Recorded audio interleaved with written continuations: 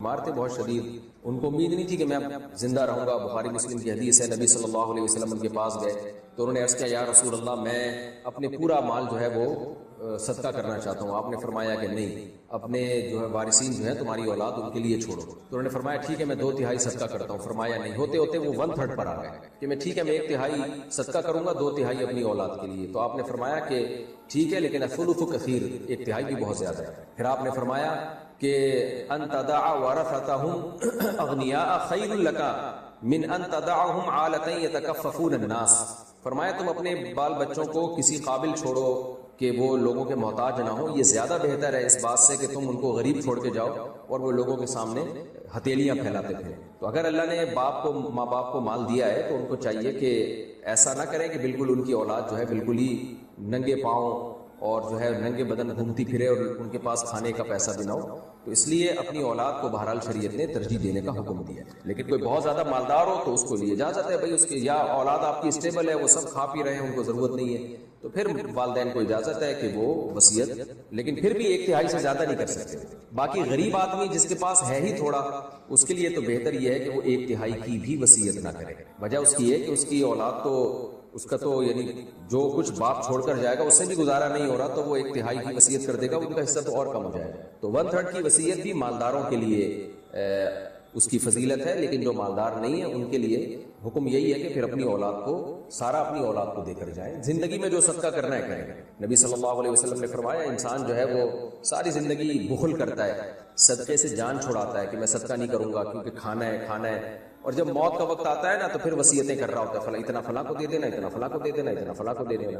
تو یہ عمل کو نبی نے پسند نہیں کیا، کیونکہ آپ نے فرمایا وقت کان لفلان، اب تو یہ ورثہ کا ہو چکا ہے، اب کیا کر رہے ہو. تو غریب آدمی کو چاہیے اولاد کا خیال کرے، اور مالدار جس کو اللہ نے بہت پیسہ دیا وہ اگر 1/3 کی وصیت کرتا ہے یا اس سے کم کی تو اس میں کوئی حرج نہیں. اسی طرح ایک بات یہ بھی ذہن میں رکھیں کہ اگر آپ کی اولاد انتہائی نالائق ہے، ماں باپ کو بہت زیادہ ستاتی ہے، تو بھی شریعت نے ماں باپ کو اجازت دی ہے کہ اولاد کو محروم کر سکتے ہیں، لیکن وصیت کے ذریعے نہیں. پھر وہ اس طرح سے محروم کر سکتے ہیں کہ زندگی ہی میں سارا غیروں میں بانٹ دیں اور ان کے قبضے میں دے دیں. خوب سمجھ لیں وصیت 1/3 سے زیادہ کی جائز نہیں. بعض دفعہ اولاد بہت شرارتی ہوتی ہے. بھی میں نے بیان میں بھی ایک واقعہ سنا ہے نا کہ ایک ڈیفینس میں ایک واقعہ ہوا، وہ بوڑھا باپ ہے اپنی اولاد کو بلا رہا ہے میری خدمت کرو، مجھے تنہائی کاٹ رہی ہے. وہ بچے آ نہیں رہے امریکہ میں، وہ انجوائے کر رہے ہیں. وہ کہہ رہا ہے بھائی میں بوڑھا ہو گیا ہوں، کوئی مجھے تنہائی، میں جاپانیوں کی طرح تو نہیں رینٹ پہ بندے بلا کے ان سے بات چیت کروں گا، میرے ساتھ دو. کوئی بھی نہیں آیا. تو اس نے بوڑھے نے کیا کیا کہ وہ سارا گھر اور ساری وراثت جو ہے نا اپنے چوکیدار جو اس کی جس نے بڑی خدمت کی اس چوکیدار کو دے دی، ہینڈ اوور کر دیا. تو انتقال ہو گیا. جیسی موت ہوئی ہے پتہ چلا اس کے بچوں کو باہر تو سارے آ گئے. تو الحمدللہ اس نے بڑا اچھا کام کیا. کورٹ نے فیصلہ کیا کہ یہ تو سارا چوکیدار کا ہے، اس نے خدمت کی تھی، اس کو دے کے چلا گیا. تو ایسے نالائقوں کے ساتھ بالکل یہی سلوک کرنا چاہیے، لیکن وصیت نہیں کر سکتے کہ میرے مرنے کے بعد جو ہے چوکیدار کو دے دینا. نہ دینا ہے جو ابھی دے کے ہینڈ اوور بھی کرے. بار بار میں یہ بات کہتا ہوں کہ قبضہ دیے بغیر ہبہ مکمل نہیں ہوتا.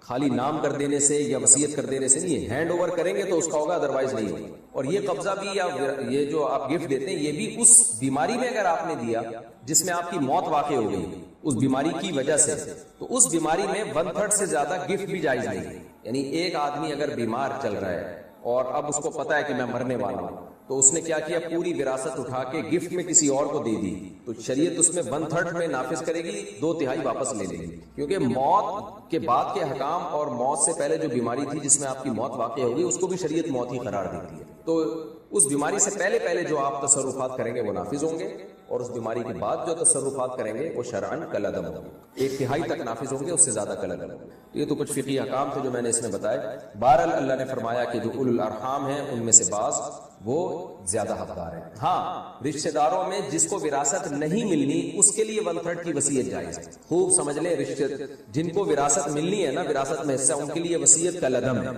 اس کی کوئی حیثیت نہیں. جیسے آپ کے بیٹیوں کو وراثت ملنی ہے، آپ نے ایک بیٹے کو بولا کہ اس کو تھوڑا زیادہ دے دینا، 1/3 کی حد تک 1/3 میں سے وصیت کر دی کہ اس کو دے دینا اتنا. وہ وصیت 1/3 کے تک جو وصیت جائز ہے وہ بھی وارثوں کے لیے وہ بھی حرام ہے، ناجائز ہے. وارثوں کے علاوہ کے لیے ہو سکتی ہے. وارثوں کا تو اللہ نے لگا بندہ حصہ کر دیا، اس میں نہ کمی ہو سکتی ہے نہ اضافہ ہو سکتا ہے. ہاں جو وارث نہیں ہے ان کے لیے جائز ہے، چاہے وہ رشتہ دار ہی کیوں نہ ہو. مثال کے طور پر پوتی کا بیٹے کے ہوتے ہوئے وراثت میں کوئی حصہ نہیں ہوتا تو پوتی وارث نہیں ہوتی. لیکن آپ کو خیال ہوا کہ چلو بھائی میری یتیم پوتی ہے، اس کا باپ مر گیا تھا میری زندگی میں، تو بیٹا موجود ہے، تو بیٹے کے ہوتے ہوئے پوتی کو نہیں ملتی، یتیم پوتی جو ہے اس کو نہیں ملتی، یا پوتے یتیم پوتے کو نہیں ملتی، تو آپ نے اس کے لیے 1/3 کی وصیت آپ شرعاً کر سکتے ہیں کیونکہ وہ وارث نہیں۔ آگے اللہ تعالیٰ فرماتے ہیں کان ذالک فی الکتاب مسطورا، یہ بات کتاب میں لکھی ہوئی تھی۔ کیا مطلب؟ یہ جو اللہ نے وراثت کا حکم نازل کر دیا ہے نا، تو ایک اشکال کسی کو ہو سکتا ہے، بھائی پہلے تو ایسا نہیں تھا، پہلے تو ہم وراثت انہی کو دیا کرتے تھے جو ہمارے دوست ہوتے تھے، اب اللہ نے کہا کہ رشتہ داروں ہی کو وراثت ملے گی، تو شروع میں کیوں اس پہ پابندی نہیں لگائی گئی؟ تو اللہ نے بتایا کہ یہ بات اللہ نے لکھی ہوئی تھی، نازل اب ہوئی ہے، لیکن اللہ کا یہ پہلے سے فیصلہ تھا کہ یہ زمانے جاہلیت کے حکم کو اللہ نے چینج کرنا ہے۔ جیسے شراب پہلے لوگ پیتے تھے، لیکن اللہ نے کہا، اللہ کے علم میں تھا کہ میں اس کو باقی نہیں رکھوں گا کیونکہ شراب بری چیز ہے۔ تو ایسا نہیں ہے کہ پہلے اللہ نے اس کی اجازت دی ہو کہ بھئی حلال ہے پیتے رہا کرو، اب اللہ حرام کر رہا ہے۔ اللہ کے علم میں تو پہلے یہ بات تھی کہ یہ حرام ہی کرنا ہے اللہ نے شراب کو۔ تو ایسے ہی وراثت کے بارے میں اللہ کے علم میں پہلے سے یہ بات تھی، لوح محفوظ میں لکھی ہوئی تھی کہ وراثت رشتہ داروں ہی کو ملے گی۔ ہاں اسلام کے احکام تدریجاً آئے تو شروع میں حکم نازل نہیں ہوا تھا، اب نازل ہو گیا، تو اب جب نازل ہوا ہے تو تم نے اسی حکم کو فالو کرنا ہے۔ وَإِذْ أَخَذْنَا مِنَ النَّبِيِّينَ مِيثَاقَهُمْ وَمِنْكَ وَمِن نُوحٍ وَإِبْرَاهِيمَ وَمُوسَىٰ وَعِيسَىٰ ابْنِ مَرْيَمَ وَأَخَذْنَا مِنْهُم مِيثَاقًا غَلِيظًا۔ اللہ اپنے نبی صلی اللہ علیہ وسلم کو یہ احکام بیان کر رہا ہے۔ ظاہر ہے کچھ احکام کلچر کے خلاف جا رہے ہیں۔ ایک حکم یہ جا رہا ہے کہ سینے میں 2 دل نہیں ہوتے، اس پہ ہو سکتا ہے کسی کو تکلیف ہو جس نے یہ بات شوشہ چھوڑاؤ کہ ذہین لوگوں کے سینے میں 2 دل ہوتے ہیں۔ زمانے جاہلیت میں یہ بھی تھا کہ بیوی کو ماں سے تشبیہ دے دی تو وہ ماں بن گئی ہے، یہ بھی کلچر کے خلاف نبی نے آرڈر دیا۔ پھر کلچر کے خلاف نبی صلی اللہ علیہ وسلم نے آرڈر یہ دیا کہ جو منہ بولا بیٹا ہے وہ حقیقی بیٹا نہیں ہوتا، اس پہ بھی عرب کو اشکال ہو سکتا تھا۔ اسی طرح آگے یہ بھی حکم دے دیا کہ نبی کی بیویاں جو ہیں وہ مائیں ہیں امت کی، ان سے کوئی بھی بعد میں نکاح نہیں کر سکتا۔ اور پھر یہ بھی آرڈر دیا کہ وراثت دوستوں پہ نہیں ملے گی، آپ کے رشتہ داروں کو ملے گی۔ اس پہ بھی بہت سو کے مفاد پہ زد پڑ سکتی تھی۔ تو اللہ تعالیٰ بتا رہے ہیں کہ بھئی پیغمبروں کا کام ہوتا ہے اللہ کا پیغام پہنچا دینا، تو امت کو مایوس کر رہے ہیں کہ پیغمبر تمہاری مرضی کے حکام نہیں دیں گے، پیغمبر دیں گے وہ حکام جو اللہ نے جن کا آپ کو مکلف بنایا، کیونکہ اللہ نے عالم ارواح میں پیغمبروں سے بہت مضبوط ایگریمنٹ لیے ہیں کہ آپ نے اللہ کا پیغام بندوں تک پہنچانا ہے، اس میں کلچر یا لوگوں کی کے جذبات اور خواہشات کی وجہ سے کانٹ چھانٹ نہیں کرنی ہے۔ اس لیے اللہ تعالیٰ امت کو اور مشرکین کو بھی اور منافقین کو بھی اور خود مسلمانوں کو بھی مایوس کر رہے ہیں کہ نبی وہ حکم دیں گے جو اللہ کا ہوگا، تمہاری خواہشات کو فالو نہیں کیا جائے گا۔ اس کا حکم اس کا اللہ نے اس آیتوں میں بیان کیا۔ وَإِذْ أَخَذْنَا مِنَ النَّبِيِّينَ مِيثَاقَهُمْ، اور اس وقت کو یاد کریں جب اللہ نے پیغمبروں سے مضبوط معاہدہ لیا۔ یہ معاہدہ عالم ارواح میں بھی ہو سکتا ہے اور وحی کے ذریعے دنیا میں بھی ہو سکتا ہے۔ وَمِن کا، اور اے نبی ہم نے آپ سے بھی معاہدہ لیا تھا۔ وَمِن نُوحٍ وَإِبْرَاهِيمَ، اور نوح اور ابراہیم، موسیٰ اور عیسیٰ ابن مریم سے بھی۔ وَأَخَذْنَا مِنْهُم مِيثَاقًا غَلِيظًا، اور ہم نے ان سب سے ایک مضبوط ایگریمنٹ لیا تھا۔ وہ ایگریمنٹ یہی تھا کہ آپ نے اللہ کا پیغام جیسے جیسے نازل ہو اسی طرح سے لوگوں کو پہنچانا۔ لیکن ایگریمنٹ تو اللہ نے تمام پیغمبروں سے لیا، لیکن خاص پیغمبروں کو یہاں اس لیے ذکر کیا کہ ان پیغمبروں کو اللہ نے بقیہ پیغمبروں پر فضیلت دی ہے۔ تبھی اہل سنت والجماعت کا مذہب یہی ہے کہ تمام پیغمبروں میں سید الانبیاء محمد صلی اللہ علیہ وسلم سب سے افضل ہے، اس کے بعد درجہ ہے ابراہیم علیہ السلام کا، اس کے بعد درجہ ہے موسیٰ علیہ السلام کا، پھر عیسیٰ علیہ السلام کا، اور پھر نوح علیہ السلام کا۔ تو کیونکہ یہ صاحب شریعت پیغمبر تھے اور ان کے جس طرح سے فضائل ہمیں قرآن سے پتہ چلتے ہیں دوسرے پیغمبروں کے اس نوعیت کے نہیں ہیں، ان کے بھی، لیکن ان کو بہت زیادہ فضیلت دی گئی ہے۔ نوح علیہ السلام کی فضیلت کے لیے تو اتنا ہی کافی ہے کہ 950 سال تک تبلیغ کرتے رہے۔ موسیٰ علیہ السلام کی فضیلت کے لیے اتنی بات کافی ہے کہ کسی پیغمبر کا اتنا تذکرہ قرآن میں نہیں ہوا جتنا حضرت موسیٰ علیہ السلام کا تذکرہ ہوا۔ عیسیٰ علیہ السلام کی فضیلت کے لیے اتنی بات کافی ہے کہ اس امت کی قیادت کے لیے اللہ نے جس پیغمبر کا انتخاب کیا محمد صلی اللہ علیہ وسلم کے بعد وہ عیسیٰ علیہ السلام، اور ابراہیم علیہ السلام کی فضیلت کے لیے یہ بات کافی ہے کہ اللہ نے سید الانبیاء کو حکم دیا کہ وَاتَّبِعْ مِلَّةَ ابراہیم حنیفا، آپ نے ابراہیم علیہ السلام کے دین کو فالو کرنا ہے۔ اب دین تو سب پیغمبروں کا ایک ہی ہے، لیکن اللہ تعالیٰ نے یعنی ابراہیم علیہ السلام کو گویا آپ کے بعد آنے والے تمام پیغمبروں کا مقتدا اور رہبر قرار دیا، اور آگے نبوت ابراہیم علیہ السلام کی اولاد میں ہی جاری ہوئی۔ تو اور ابراہیم علیہ السلام کے جو 2 بیٹے تھے اسماعیل اور یا اسحاق علیہ السلام، انہی میں آگے اللہ نے تمام پیغمبروں کو پیدا کیا ہے، اور آسمانی مذاہب تمام انہی پیغمبروں سے منسلک ہیں۔ اور سید الانبیاء صلی اللہ علیہ وسلم کی فضیلت وہ قرآن سے بھی ثابت ہے، جیسے تلک الرسل فضلنا بعضهم علی بعض، اللہ نے فرمایا کہ ہم نے بعض پیغمبروں کو بعض پر فضیلت دی ہے۔ پھر آگے اللہ نے اس کی تفصیل بیان کی۔ ورفعنا، فرمایا کہ منہم من کلم اللہ، کچھ تو ایسے ہیں جن سے اللہ نے کلام کیا، اور آگے جا کے اللہ فرمایا ورفعنا بعضهم درجات، ہم نے عیسیٰ ابن مریم کو جو ہے وہ بھی ہم نے فضیلت دی, اور آگے اللہ نے فرمایا وَرَفَعْنَا بَعْضَهُمْ دَرَجَاتٍ, بعض کو تو ہم نے بہت زیادہ فضیلت دی ہے. تو اب ظاہر ہے موسیٰ اور عیسیٰ علیہ السلام کا تذکرہ تو آ گیا, اور آگے اللہ کہہ رہے بعض کو تم نے بہت زیادہ فضیلت دی ہے. تو علماء نے بیان کیا کہ اس پر اجماع ہے کہ اس سے نبی صلی اللہ علیہ وسلم مراد ہے, اور نام نہ لینا بھی ایک فضیلت کی دلیل ہوتی ہے کہ تم خود ہی سمجھ جاؤ گے اس پیغمبر کا ہمیں نام لینے کی ضرورت نہیں. تو اللہ نے بعض کے ذریعے سے خطاب کیا, بعض کو تو ہم نے بہت زیادہ درجات میں فضیلت دی. اور نبی صلی اللہ علیہ وسلم کی صحیح احادیث سے بھی مضمون ثابت ہے کہ اللہ تعالیٰ نے آپ صلی اللہ علیہ وسلم کو تمام پیغمبروں پر فضیلت دی ہے. وہ حدیث میں پیش کروں گا تو تفسیر لمبی ہو جائے گی, چونکہ میں اتنا ہی تفسیر میں اضافی باتیں بیان کرتا ہوں جو تفسیر کی روح کو سمجھنے کے لیے ضروری ہے. آگے اللہ فرماتے ہیں وَأَخَذْنَا مِنْهُمْ مِيثَاقًا غَلِيظًا, اور ہم نے ان تمام پیغمبروں سے بہت مضبوط ایگریمنٹ لیا تھا. تو جب اللہ نے پیغمبروں سے مضبوط ایگریمنٹ لیا ہے تو ظاہر ہے وہ پیغمبر اللہ کا پیغام پہنچائیں گے. اور آگے اللہ نے فرمایا لِيَسْأَلَ الصَّادِقِينَ عَنْ صِدْقِهِمْ, تاکہ اللہ ان سچوں سے ان کے سچ کے بارے میں قیامت کے دن پوچھے. یعنی اللہ نے جواب بھی پہلے اناؤنس کر دیا کہ قیامت میں یہ سچ ہی بولیں گے. وہ سچ یہی ہوگا کہ اللہ ہم نے تیرا پیغام بندوں تک پہنچا دیا. تو جب اللہ ان سے سچ کے بارے میں پوچھے گا اور یہ جواب میں سچ کہیں گے تو ظاہر ہے پیغام پہنچائیں گے. تبھی نفرت پیدا ہوتی ہے, یار میرے ابا مجھے, باپ تو عزت کا ذریعہ بنتا ہے نا. کچھ ذمہ داریاں والدین کی بھی ہے. بعض مائیں بلا وجہ بیٹیوں کو ٹارچر کرتی رہتی ہیں, طنز کرتی رہتی ہیں, تانے دیتی رہتی ہیں, اس سے وہ ذہنی مریضہ بن جاتی ہیں. تو ماں کو بھی چاہیے, دیکھو ایک کام سب لوگ گھر میں کر لینا انشاءاللہ سکون ہو جائے گا.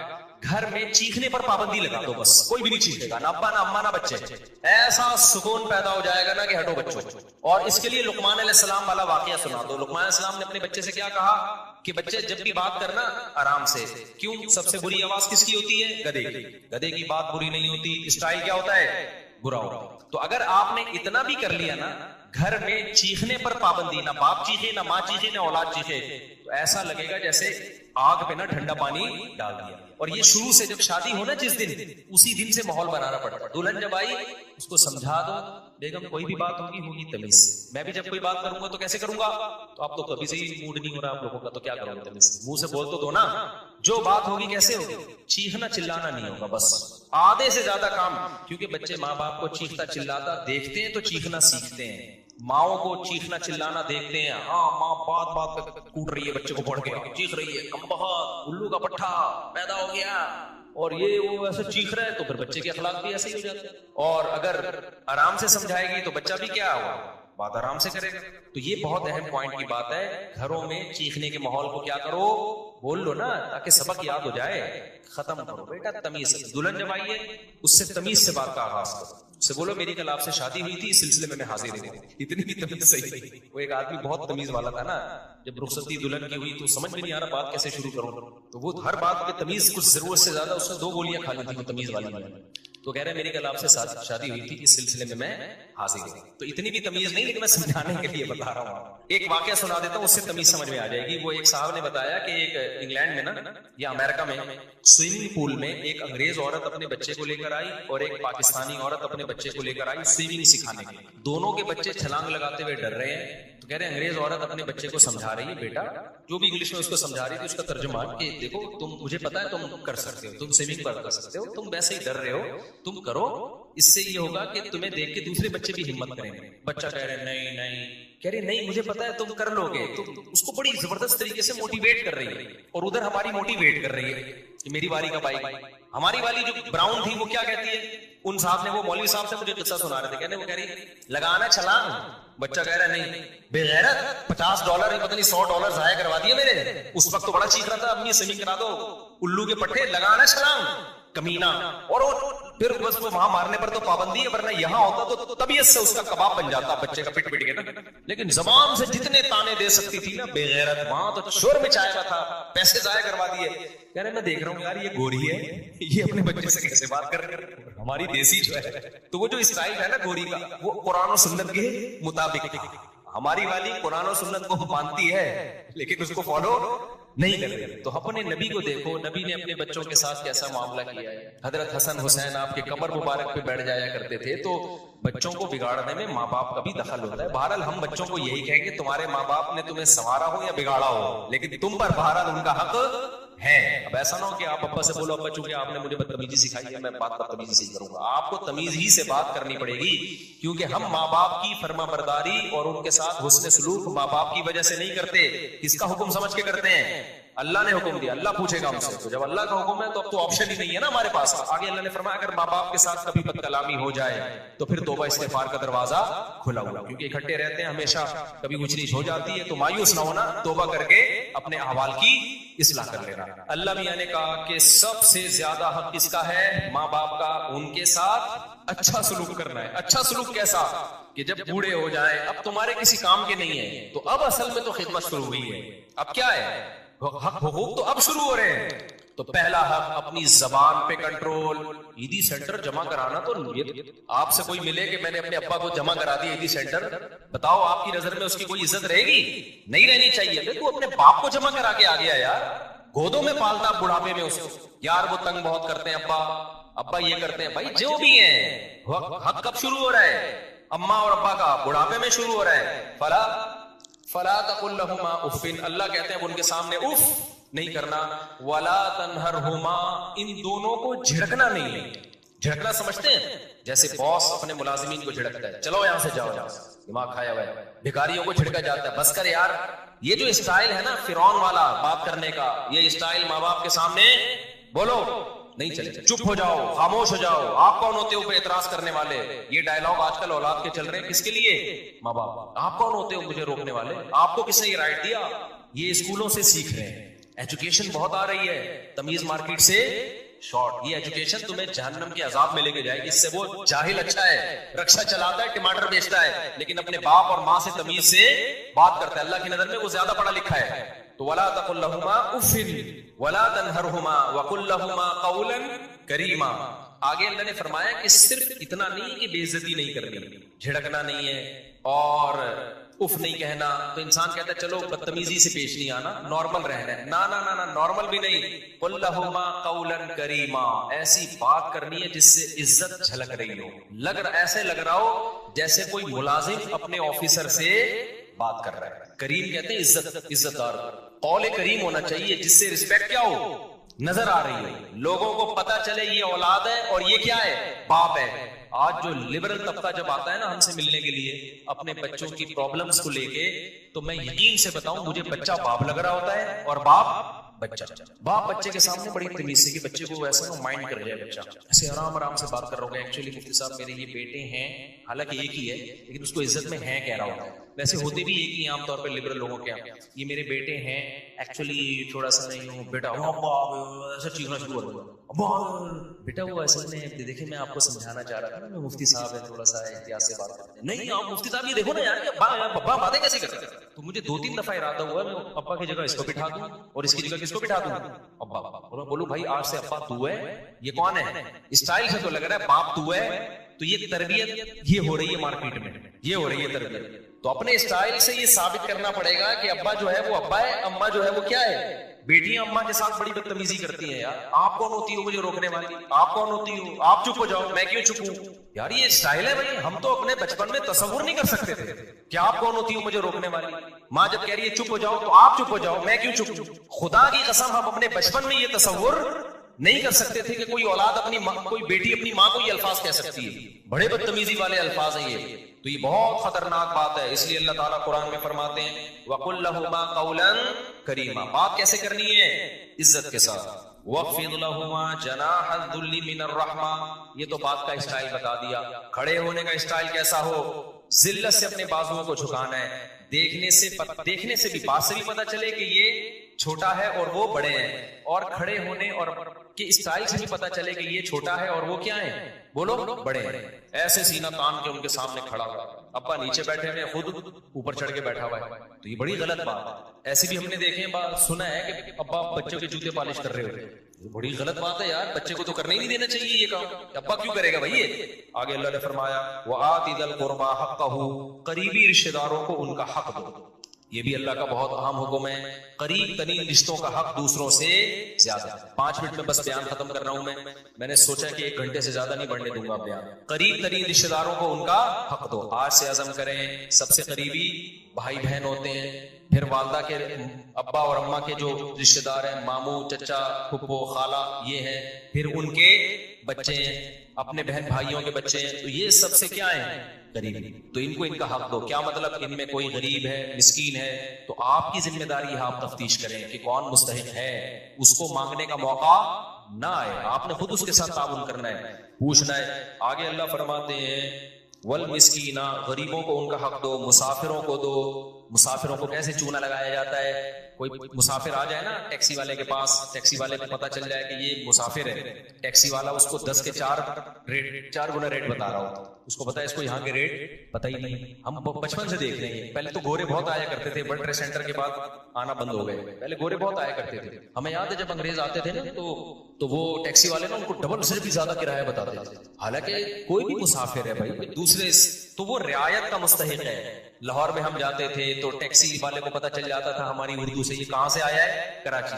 ٹیکسی والا چونا لگاتا تھا، ہم کہتے تھے بھائی وہاں جانا ہے، گلی کے ساتھ طواف کرتا تھا وہ گلی میں، ہمیں پتہ ہی، ہم سمجھ نہیں گلی آ رہی ہے، اسی گلی میں گھمایا جا رہا ہے. پھر جب 3-4 دفعہ وہی درخت آئے تو پھر اگلی گلی، او جناب 50 کلومیٹر دور، حالانکہ وہ اس کھمبے سے لے کے اس کھمبے تک ہے. ہم سمجھ رہے ہیں بہت لمبی ٹریولنگ کر کے ہم یہاں پہنچے ہیں. جب رشتے داروں کو بتاتے تو کہتے ہیں بھائی تم یہاں اترے تھے، یہاں سے یہاں تو 5 منٹ لگتے ہیں. لاہور والے ایسے ہوتے نہیں ہیں، لیکن مجھے 2-3 ٹکرے ہیں، ہوتے نہیں ہیں، لیکن ہر جگہ کراچی میں بھی ہوتے ہیں، لاہور میں بھی ہوتے ہیں، ہر جگہ ہوتے ہیں. تو یہ آپ کو جب پتا چل گیا بندہ کراچی کا ہے تو چونا نہ لگاؤ، بلکہ اس کو عزت دو. پنجاب والا جب کراچی آئے، آپ کو اس کی لینگویج سے پتا چل گیا یہ لاہور یا ملتان سے آیا ہے، تو بجائے چونا لگانے کے آپ اس کو کیا دو کہ یار اپنے کراچی میں آیا ہے تو ہم ایسا معاملہ کریں گے کہ اچھا امیج لے کے جائے گا. یار کراچی والے تو کیا ہوتے ہیں؟ بڑے خاندانی.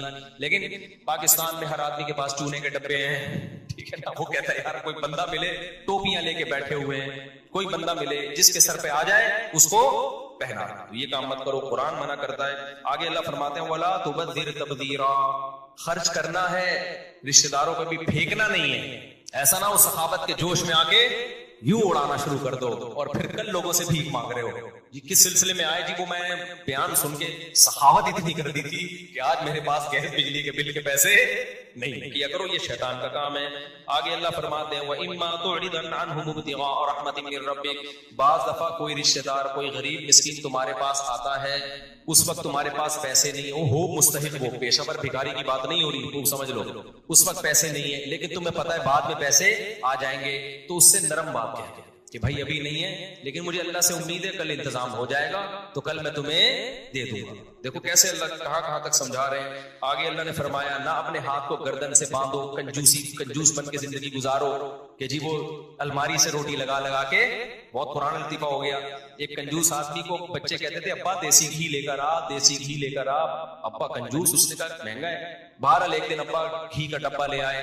جب بھی کوئی آئل یا گھی کا ڈبہ ہوتا ہے باہر بھی چکناہٹ ہوتی ہے، تو ابا نے کہا بیٹا گھی کے ڈبے سے لگا کے کھاؤ، جب تک باہر مکمل ختم نہ ہو جائے نا ڈبہ نہیں کھلے گا. وہ بچے بیچارے صبح ناشتے میں نا ڈبے کو چاٹ رہے. اب اس کو سفر پہ جانا تھا تو یہ ڈبہ الماری میں بند کر کے چلا گیا، کم وقت کھول نہ لیا. کئی دنوں کے بعد واپس آیا تو بچے سے پوچھا کہ بچوں تم نے گھی کا ڈبہ کھولا تو نہیں ابا ہم نے نہیں کھولا. بیٹا پھر ناشتہ کیسے کرتے تھے؟ ابا الماری سے روٹی لگا کے کھاتے تھے. وہ بھی کنجوس کے بچے تھے نا. ابا الماری سے روٹی لگا کے رکھ کے ایک تھپڑ لگایا. بغیر تو کچھ دن گھی کے بغیر صبر نہیں ہو سکتا تھا. یہ کیا ہے؟ ہاتھ گلے سے باندھ لینا. لا تجعل یدک مغلولۃ الی عنقک، اپنے ہاتھوں کو گردن سے مت باندھ. یہ اللہ نے اڑاؤ یار، خرچ کرو، لیکن ولا تبسطھا کل البسط، ایسے ہاتھ بھی نہ پھیلا دو. ایسا نہ ہو کہ اپنی چادر سے زیادہ پاؤں پھیلانا شروع کر دیے، جیسے شادیوں میں لوگ اڑا رہے ہوتے ہیں نا. ایک ہولی میں ایسا پیسہ اڑایا، پھر مجھے آ کے کہہ رہے ہوتے ہیں آپ دوسری شادی کی بات کرتے ہو، خرچہ ایک میں اتنا ہو جاتا ہے. بھائی تم نے جس اسٹائل میں ولیمہ کیا اس میں تھوڑی، اس میں تو ایک بھی نہیں ہوتی. جو جس طرح کے خرچے کر رہے ہو ایسے اڑا رہے ہوتے ہیں ذرا سی تقریبات پر، اس کے بعد کچھ ہے ہی نہیں. اچھا یہ خوب سمجھ لو، ہر آدمی اپنی حیثیت کے مطابق خرچ کرے گا. بعض دفعہ لوگ کہہ رہے ہوتے ہیں وہ فلاں مالدار نے ڈیفنس میں اتنے بڑے ہوٹل میں ولیمہ کیا ہے اور اتنا لگژری کھانا، یہ تو اسراف ہے. بھائی اس کی کروڑوں کی آمدن ہے، اس کے لیے یہ دال چاول ہے، ٹھیک ہے نا. تو یہ جو اسراف کی ڈیفینیشن ہے نا، یہ ہر ایک کے حق میں مختلف ہے. جن کو زیادہ دیا ان کے لیے کچھ بھی نہیں ہے، جن کو کم دیا ان کے لیے تو 2 دیگے بھی ہو سکتا ہے بہت ہو. تو اسراف میں کبھی کسی کو دیکھ کے کہ اتنا زبردست اس نے انتظام کیسے کر لیا، تو وہ اس پہ آپ نہیں حکم لگا سکتے. اس کی ہر آدمی اپنی آمدن کے حساب سے خرچ کرتا ہے اور کرنا بھی چاہیے. 1 کروڑ پتی آدمی اگر دال چاول کھلائے گا تو یہ کنجوسی ہے، اور ایک غریب آدمی جس کے پاس دال چاول کے پیسے بھی نہیں ہیں وہ دال چاول بھی کھلائے گا تو یہ کیا ہے؟ اسراف ہے. تو اسراف کی ڈیفینیشن ہر ایک کو دیکھ کر مختلف ہوتی ہے. جلدی سے مکمل کر لوں. آگے اللہ نے فرمایا وَلَا تَقْتُلُوا أَوْلَادَكُمْ خَشْيَةَ إِمْلَاقٍ، غربت کے خوف سے اپنے بچوں کو قتل مت کرو. نَحْنُ نَرْزُقُهُمْ وَإِيَّاكُمْ، ہم ان کو بھی روزی دیں گے اور تم کو بھی دیں گے.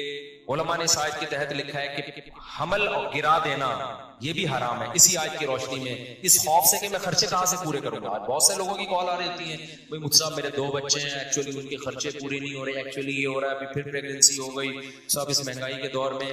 بھائی اللہ کہہ رہا ہے کہ نہیں اجازت آپ کو، رزق کس کے ذمہ ہے؟ جب بچہ پیدا ہوتا ہے ماں کی چھاتیوں میں دودھ آتا ہے تو اللہ دے گا. آپ کہتے ہو بھائی دودھ ہی ضرور نہیں ہے، آگے بھی تو ہے بہت سارے مسائل. تو اللہ نے دودھ ایک سائن علامت کے طور پہ کہ ابھی اس کی ضرورت ہے، ابھی یہ دے رہا ہوں، اس کا مطلب جب جو ضرورت ہوگی وہ میں دے دوں گا. تو یہ فیملی پلاننگ والوں کے نظریات سے بالکل متاثر مت ہو. اولاد کا معاملہ کیلکولیٹر سے نہیں ہے کہ اتنے ہو گئے تو اتنی تنخواہ تو اتنے ہو سکتے ہیں اتنے. یہ گوروں کا کام ہے، مسلمان کو اس کی اجازت نہیں ہے. ہماری اولاد اللہ کی مخلوق پہلے ہے، ہماری اولاد بعد میں ہے. سمجھتا ہے کہ نہیں سمجھتا ہے؟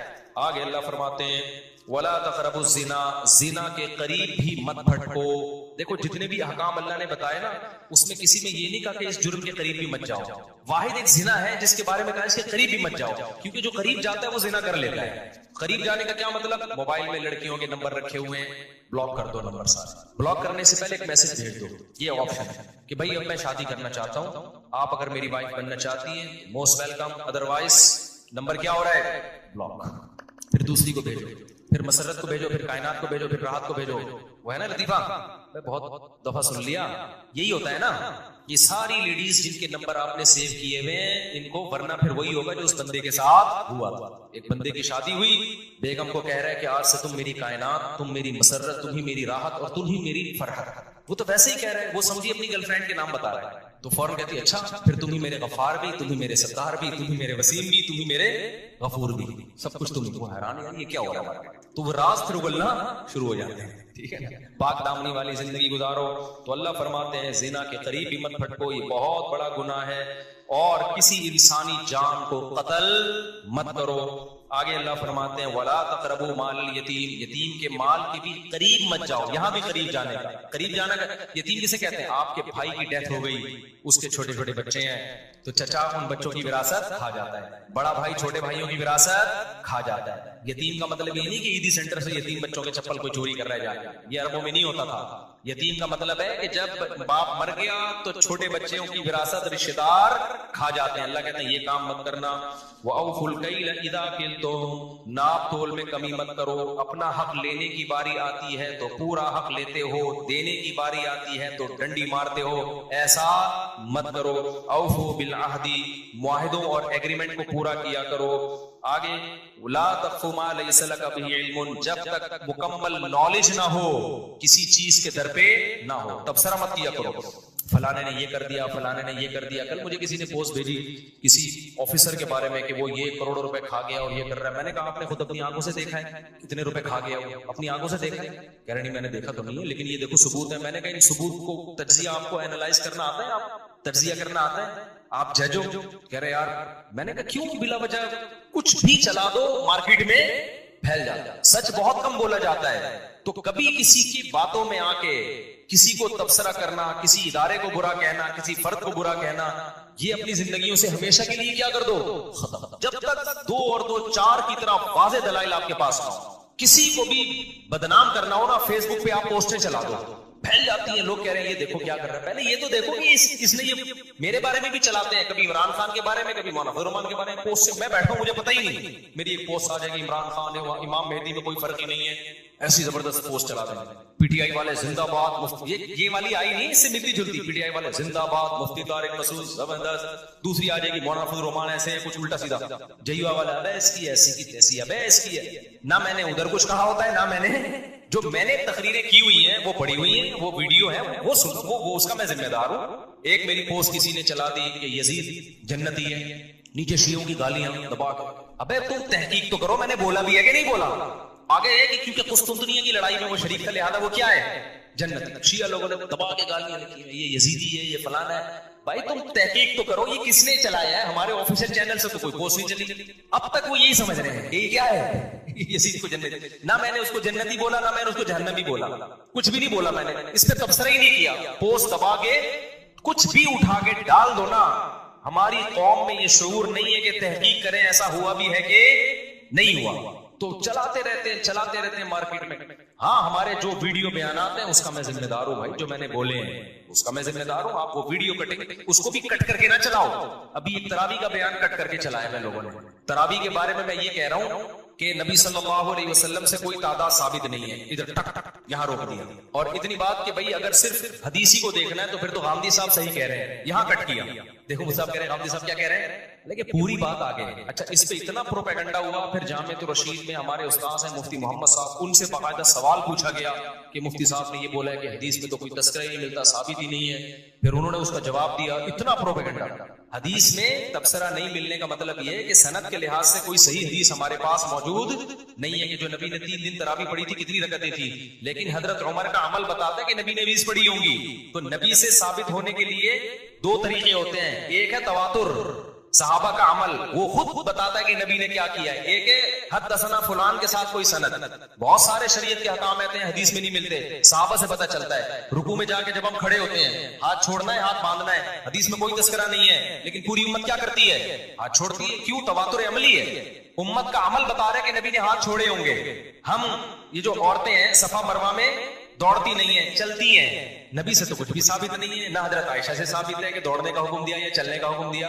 پوری امت کر رہی ہے تو ہم فرض کر لیتے ہیں کہ صحابہ نے بھی, صحابیات نے کیا کیا ہوگا, وہ بھی چلی ہوں گی اور نبی نے چلنے کا حکم دیا ہوگا. صراحتاً نہیں ہے, لیکن یہ بھی نبی ہی سے ثابت ہے. اور بہت سارے احکام ہیں. تو جو ہر مسئلے پر حدیث مانگتا ہے نا, وہ خود علم سے گورا ہے. اس کا مطلب اس کے پاس نالج نہیں ہے. حدیث صراحتاً ہوتی ہے یا دلالتاً ہوتی ہے, اس کو دلالتاً کہتے ہیں. جیسے امام مالک بہت سے مسائل پوچھا گیا کہ اس کی آپ کے پاس کیا دلیل ہے, انہوں نے کہا اہل مدینہ ایسے کر رہے ہیں. کیا مطلب, جب مدینہ والے کر رہے ہیں تو نبی نے کیا ہوگا. تو نبی کا عمل براہ راست نہیں پہنچا لیکن دلالتاً پہنچا ہے. خیر 2 آیتیں پڑھ کے بیان ختم کرتا ہوں. تو اللہ فرماتے ہیں جب تک یقینی علم نہ ہو تبصرہ نہ کیا.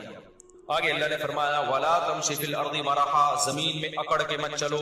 زمین کے دادا بننے کی کوشش بولو نہ کرو, اکڑ کے مت چلا کرو.